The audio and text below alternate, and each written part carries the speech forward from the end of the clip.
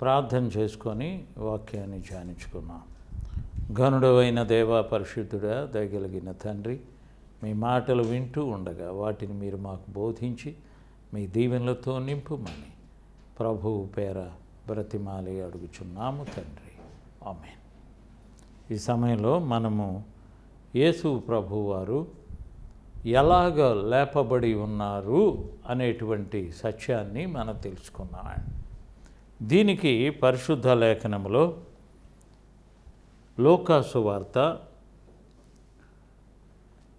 24వ అధ్యాయములో 26వ వచనంలో చెప్పుచూ ఉన్న మాటలను మనము చదువుకున్నామండి.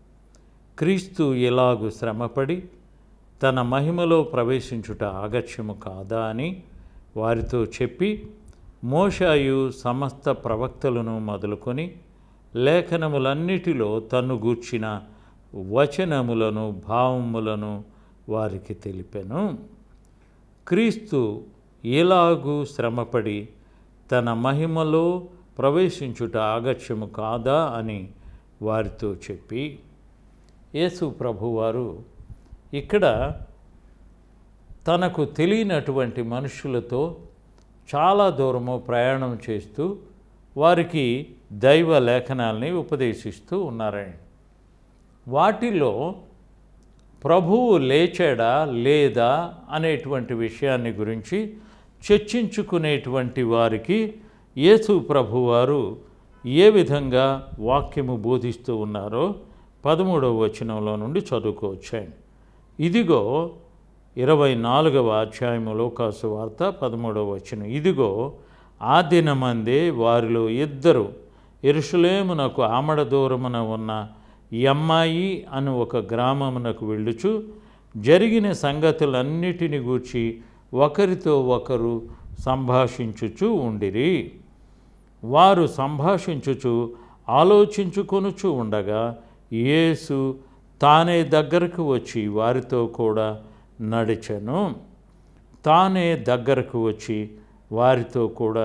నడిచెను. అయితే వారు ఆయనను గుర్తుపట్టలేకుండా వారి కన్నులు మూయబడెను.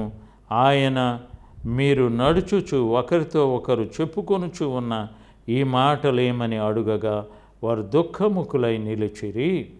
వారిలో క్లయోప అనువాడు యెరూషలేములో బస చేయుచు ఉండి ఈ దినములలో అక్కడ జరిగిన సంగతులను ఎడుగవా అని ఆయనను అడిగాను.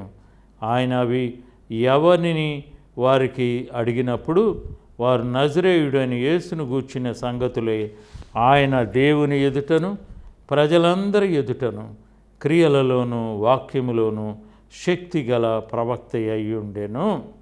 మన ప్రధాన యాజకులను అధికారులను ఆయనను ఎలాగూ మరణశిక్షకు అప్పగించి సిలువ వేయించిరో నీకు తెలియదా అనని ఇక్కడ జరిగినటువంటి విషయాలని గురించి చెప్పుకుంటూ ఉన్నారండి.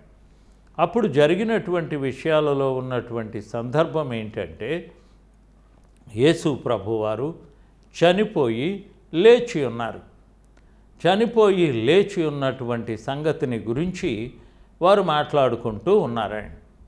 అయితే వారికి ప్రభువు లేచాడా లేవలేదా అనేటువంటి సందర్భాన్ని వారు ఆలోచించుకుంటూ ఉన్నటువంటి సమయంలో యేసు ప్రభువారు వారికి ఆ వివరాలన్నీ కూడా చెప్తూ ఉన్నారండి. ఎందుకంటే మనుష్యుడు చనిపోయిన తర్వాత లేస్తాడా లేవడా అనేటువంటి ప్రశ్నలలో వాళ్ళు ఉన్నారండి. యేసు ప్రభువారిని చంపడం వరకు వాళ్ళకి తెలుసు, కానీ చనిపోయినటువంటి ప్రభువుని మరలా లేచి ఉన్నాడా లేదా అనేటువంటి ఆలోచనలతో వాళ్ళు వెళుచూ ఉన్నారండి. ప్రభువు లేచారని కొంతమంది, లేవలేదని కొంతమంది, పలు సందేహాలతో వాళ్ళు ఆలోచిస్తూ ఉన్నటువంటి సమయంలో యేసు ప్రభువారు వారికి తెలియచేసేటువంటి విషయాల్ని గమనించుచూ ఉన్నారు.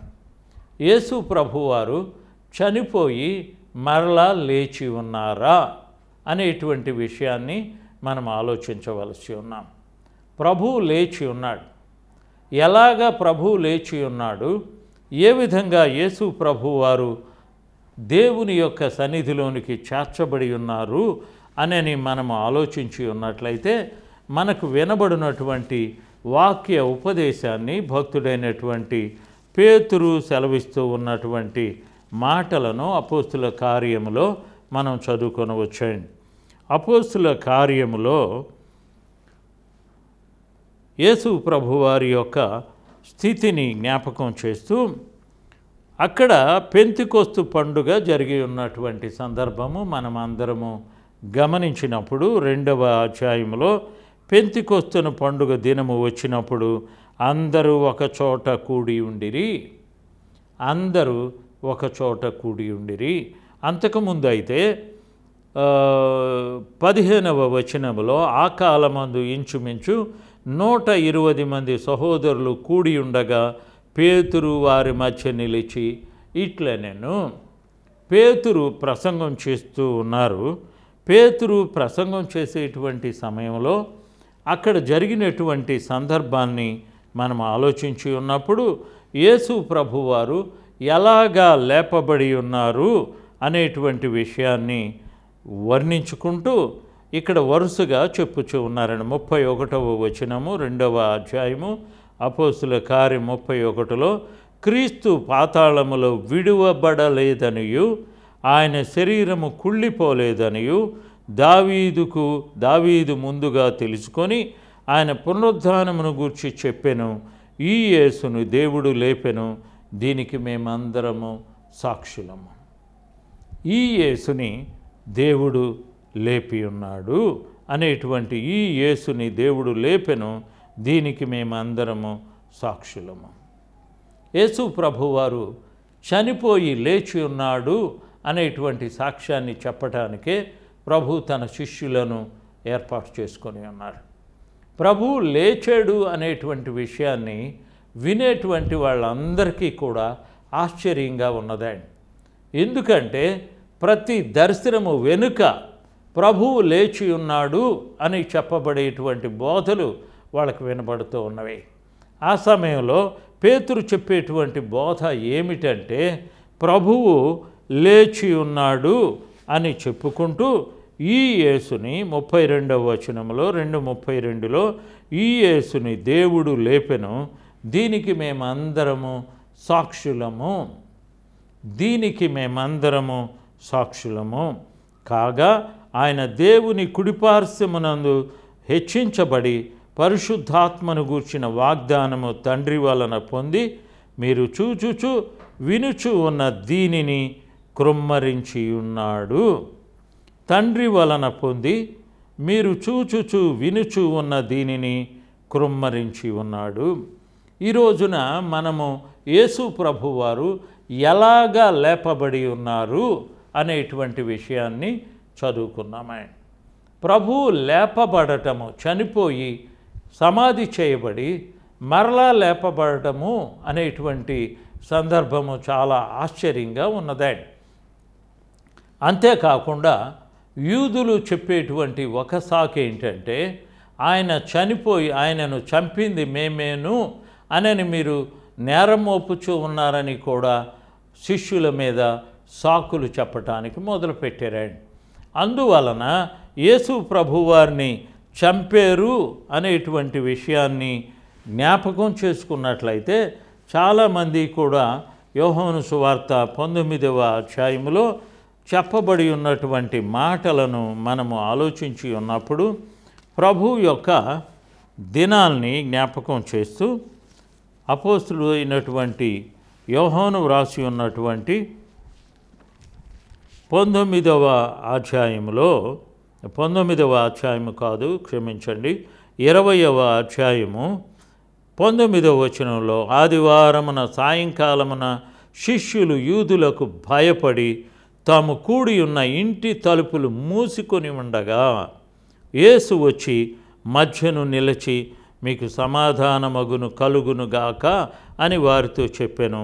ఆయన ఇలాగు చెప్పి వారికి తమ చేతులను ప్రక్కను చూపగా శిష్యులు ప్రభువును చూచి సంతోషించిరి.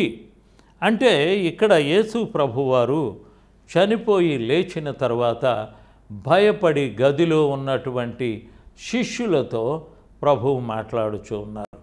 దీనికి చాలామంది ఏమని చెప్పుకుంటారంటే యేసు ప్రభువారు ఆదివారం రోజున లేచి ఉన్నాడు కనుక ప్రత్యేకమైన దినంగా ఈ దినాన్ని ఆచరించండి అని చెప్పుచూ ఉంటారండి.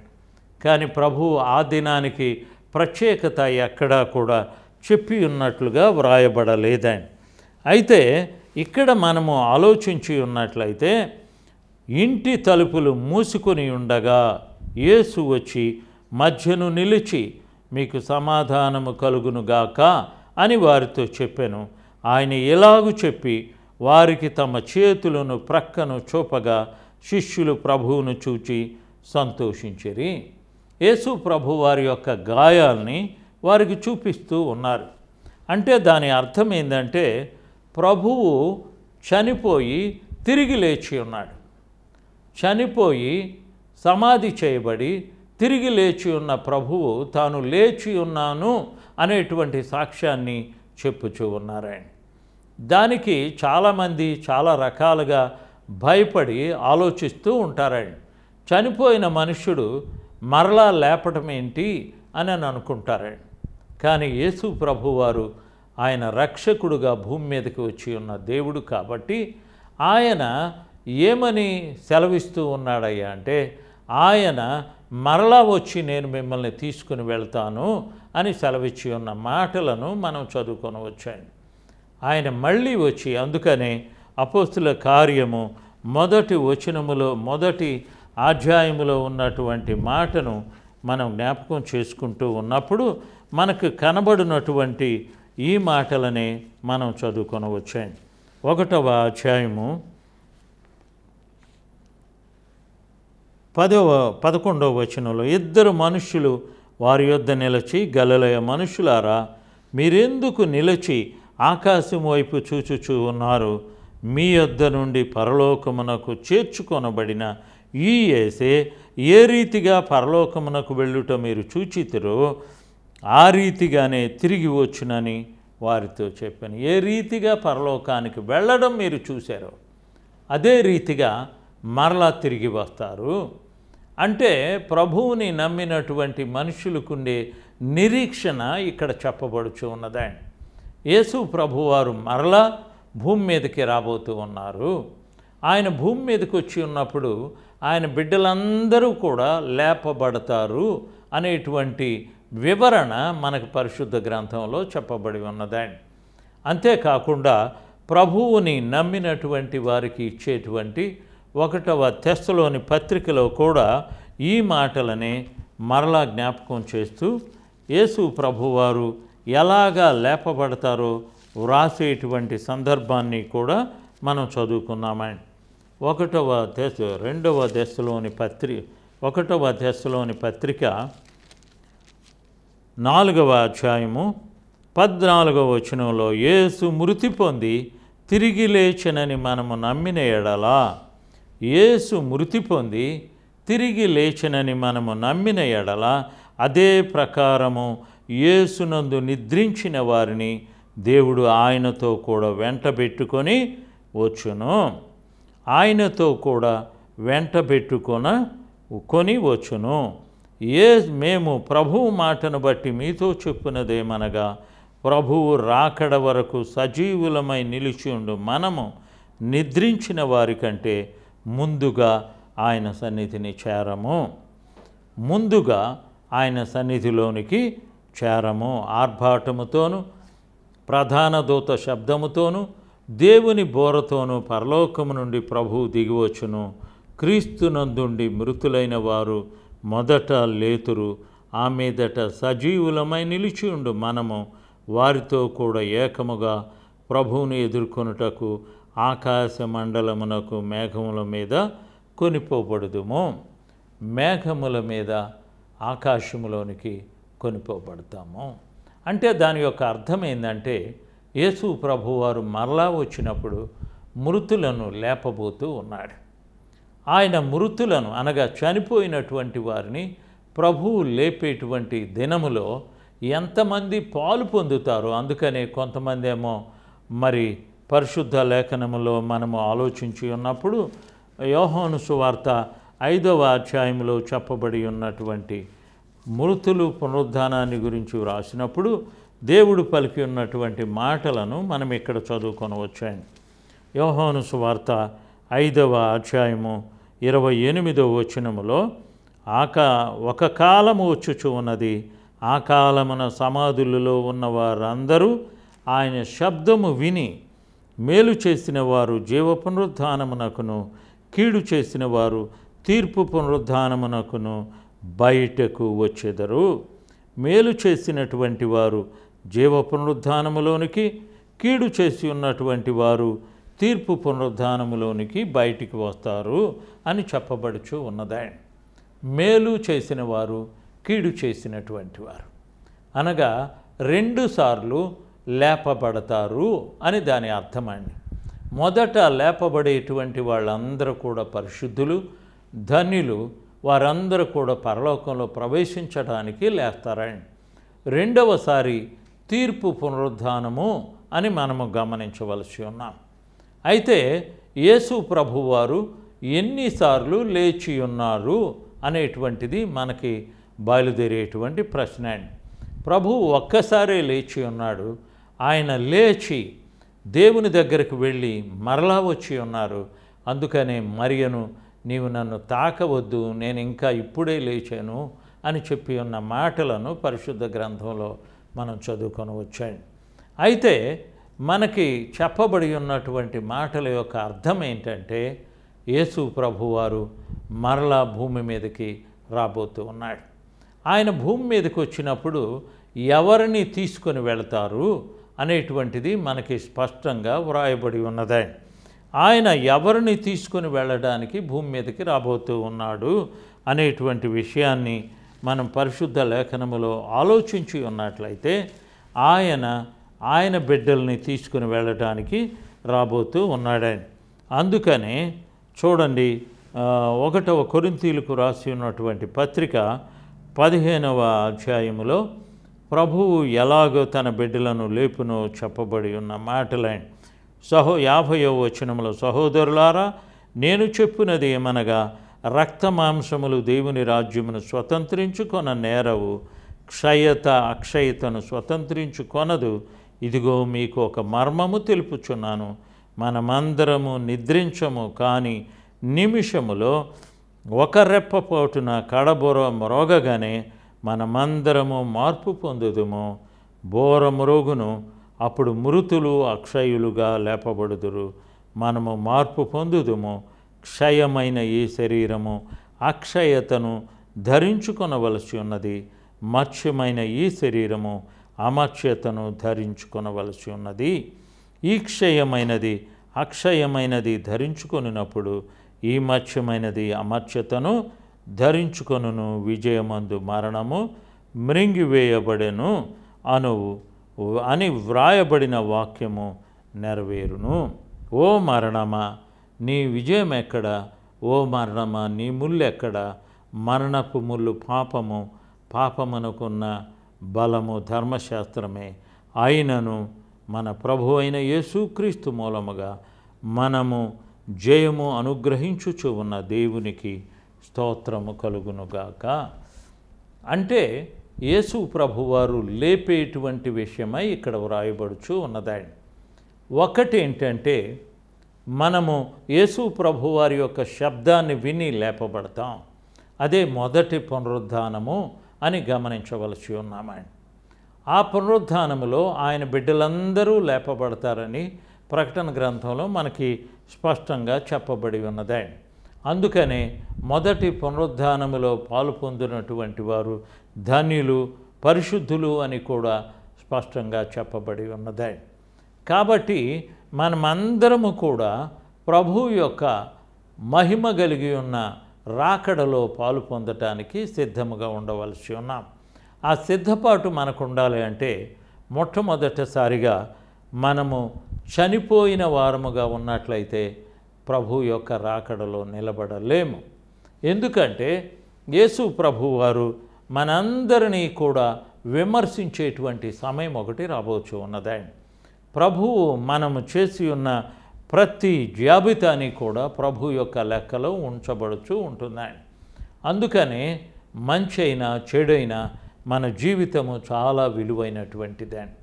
అందువలన కొంతమంది ఏమనుకుంటారంటే, నేను ఫలానా మతాన్ని అంగీకరించాను, ఆ మతస్థులు మరలి లేపబడతారు అనే ఆశ నిరీక్షణ లేదని కొందరు అనుకుంటారండి. కానీ దేవుడు న్యాయవంతుడు కాబట్టి నీతిమంతులను ఖచ్చితంగా ఆయన లేపును అనేటువంటి స్పష్టమైన వైఖరిని మనము గ్రహించవలసి ఉన్నాం. అయితే మానవుడు పాపములో పుట్టి పాపములో పెరిగి పాపములో చనిపోయినట్లయితే అతనికి మరలా పునరుద్ధానము లేదు అని కూడా గమనించవలసి ఉన్నాం. కాబట్టి మానవుని యొక్క బ్రతుకు ఎలాంటిది? మనుష్యుడు మళ్ళీ బ్రతుకునా? మనుష్యుడు బ్రతకటానికి ఏమైనా ఆశ ఉన్నదా అని మనము లేఖనాలని పరిశీలించి ఉన్నప్పుడు పరిశుద్ధులందరికీ కూడా ఇలాంటి స్వేచ్ఛ కలిగి ఉన్నటువంటి జీవితాన్ని ప్రభువు ఇవ్వబోతూ ఉన్నాడని. ఉదాహరణకి ఇలాంటి జీవితాన్ని జ్ఞాపకం చేస్తూ భక్తుడైనటువంటి యోబు వ్రాసి ఉన్నటువంటి ఒక విషయాన్ని మనము గమనించవలసి ఉన్నాం. 14వ అధ్యాయము 14వ వచనంలో నుండి, మరణమైన తరువాత నరులు బ్రతుకుదురా, అలాగుండిన ఎడల నాకు విడుదల కలుగు వరకు నా యుద్ధ దినములన్నీ నేను కనిపెట్టి యుందును, అలాగుండిన ఎడల నీవు పిలిచెదవు, నేను నీకు ప్రత్యుత్తరం ఇచ్చేదను. నీవు పిలుస్తావు, నేను నీతో మాట్లాడతాను అని భక్తుడు వ్రాస్తూ ఉన్నాడు. కాబట్టి మనమందరము కూడా మరలా లేపబడతాము అనే ఆశ నిరీక్షణతోనే మనము ప్రభువునందు నిద్రించుచూ ఉన్నామండి. కాబట్టి యేసు ప్రభువారు మరణాన్ని జయించి తిరిగి లేచి ఉన్నాడు.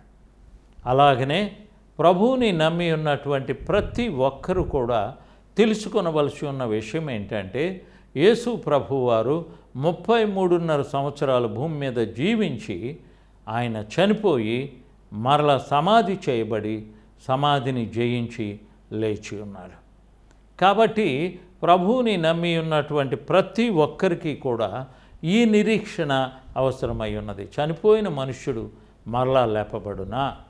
చనిపోయిన మనుష్యుడు ఎలాగ లేపబడతారు అనేటువంటి ఆలోచనలతో మనుష్యుడు జీవిస్తూ ఉంటాడని.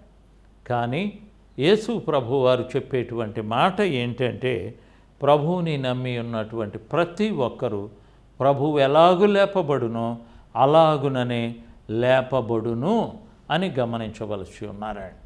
యేసు ప్రభువారు మరలా లేచి ఉన్నాడు. ఆయన్ని నమ్మినటువంటి బిడ్డలందరినీ కూడా తీసుకొని వెళ్ళడానికి ఆయన మరలా భూమి మీదకి రాబోతూ ఉన్నాడు. ఆయన భూమి మీదకి వచ్చి ఉన్నప్పుడు మనుషుడు అనుకోవచ్చు, నేను ఎలాగా లేపబడతానా అని ఆలోచించి ఉన్నప్పుడు గతంలో మనం చదువుకొని ఉన్నటువంటి 1వ కొరింథీయులకు రాసి ఉన్నటువంటి పత్రికలో ఉన్న అంశాన్ని మనము ఒక్కసారి చదువుకుని ఉన్నట్లయితే మనకు తెలియపరచబడుచు ఉంటుందండి. 1వ కొరింథీయులకు రాసి ఉన్నటువంటి పత్రిక 15వ అధ్యాయము 37వ వచనంలో, నీవు విత్తు దానిని చూడగా అది గోధుమ గింజ అయినను సరే మరి ఏ గింజ అయినను సరే ఒట్టి గింజనే విత్తుచూ ఉన్నావు, కానీ పుట్టబోవు శరీరమును విత్తుట లేదు. అయితే దేవుడు తన చిత్త ప్రకారము నీవు విత్తిన దానికి శరీరమును ఇచ్చును. తన చిత్త ప్రకారము నీవు విత్తిన దానికి శరీరమును ఇచ్చును, మరియు ప్రతి విత్తనమునకును దాని శరీరమును ఇచ్చుచూ ఉన్నాడు. మాంసమంతయు ఒక విధమైనది కాదు. మనుషుల మాంసము వేరు, మృగముల మాంసము వేరు, పక్షి మాంసము వేరు, చేప మాంసము వేరు. మరియు ఆకాశ వస్తువుల రూపములు కలవు, భూవస్తు రూపములు కలవు. ఆకాశ వస్తు రూపముల మహిమ వేరు, భూవస్తు రూపముల మహిమ వేరు. సూర్యుని మహిమ వేరు, చంద్రుని మహిమ వేరు, నక్షత్రముల మహిమ వేరు. మహిమను బట్టి ఒక నక్షత్రమునకు మరి ఒక నక్షత్రమునకును భేదము కలదు కదా. మృతుల పునరుద్ధానము అలాగే శరీరము క్షయమైనదిగా విత్తబడి అక్షయముగా లేపబడును, ఘనహీనమైనదిగా విత్తబడి మహిమ కలిగినదిగా లేపబడును. ఘనహీనముగా విత్తబడి ఘనతతో మనుషుడు లేపబడబోతూ ఉన్నాడు. కాబట్టి మనుషులు ఒకసారి ఆలోచించవలసి ఉన్నాం. చనిపోయిన తర్వాత మనం లేస్తామా? యేసు ప్రభువారు ఎలాగ లేచి ఉన్నారో అలాగుననే మనమందరము కూడా గుర్తుపట్టేటువంటి రీతిగా లేపబడబోతూ ఉన్నాం. అక్కడ అనుకోవచ్చండి, బాల్యములో ఒక దశలో ఉన్నాడు మనుషుడు, వృద్ధాప్యంలో మరొక దశలో ఉన్నాడు. చనిపోయిన మనుషులు ఒకరిని ఒకరు ఎలాగ గుర్తుపట్టగలరు అనేటువంటి విషయానికే ఇప్పుడు భక్తుడు దాని యొక్క రూపాన్ని జ్ఞాపకం చేస్తూ చెప్పుచూ ఉన్న మాటలండి. ఆయన మనుషుణ్ణి మనుషుడుగానే చేస్తాడు.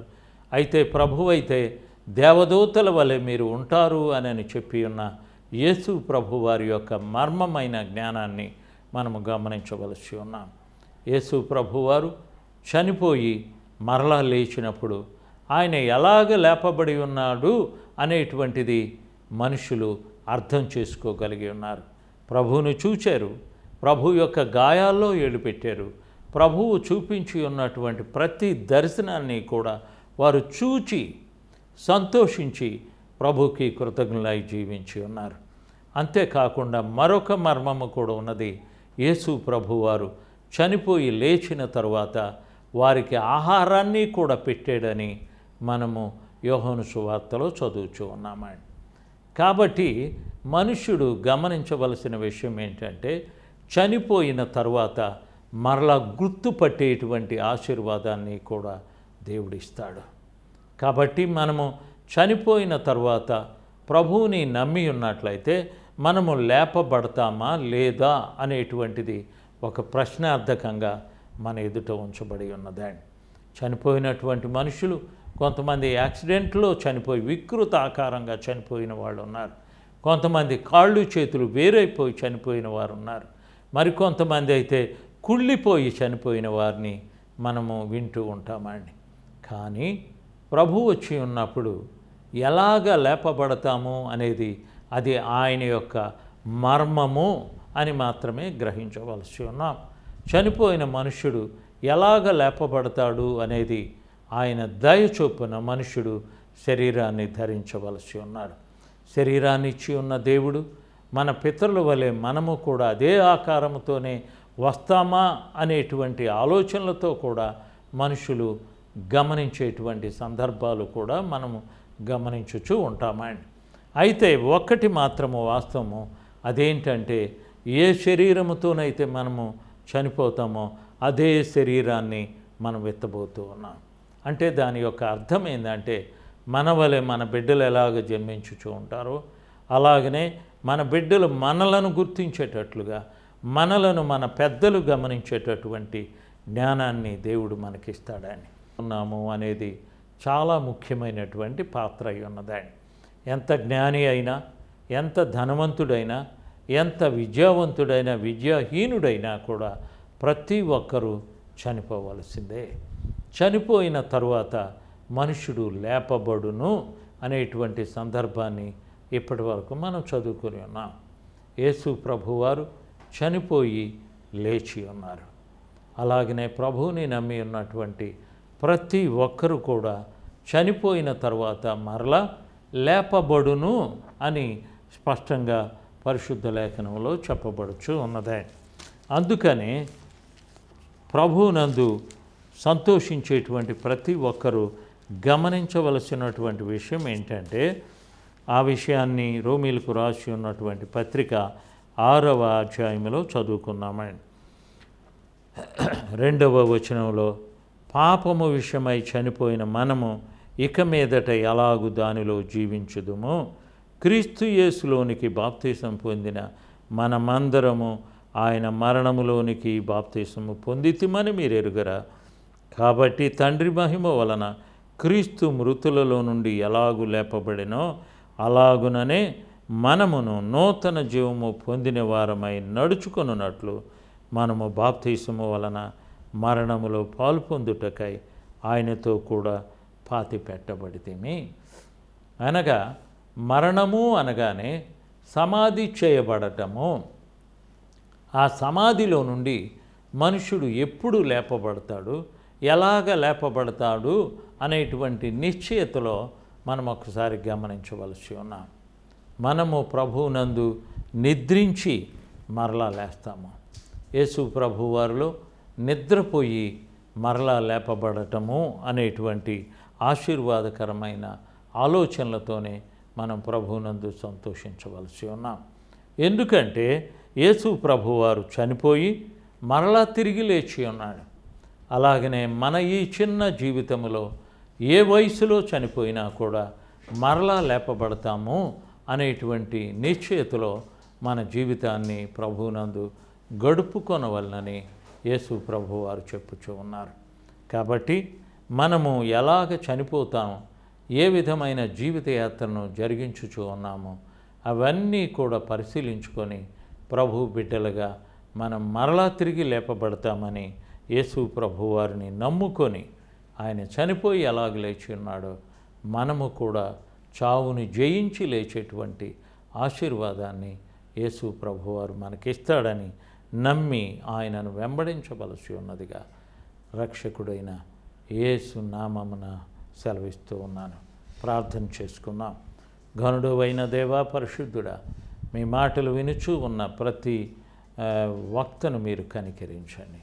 ఆ వ్యక్తులందరూ కూడాను తండ్రి మీలో ఉన్న పునరుద్ధానాన్ని తెలుసుకొని ఆ పునరుద్ధానమందు నిరీక్షణ ఉంచి మీ యందు నిద్రించుటకు సహాయమును దయచేయమని రక్షకుడైన యేసు పరిశుద్ధ నామమున బ్రతిమాలి అడుగుచూ ఉన్నాము తండ్రి.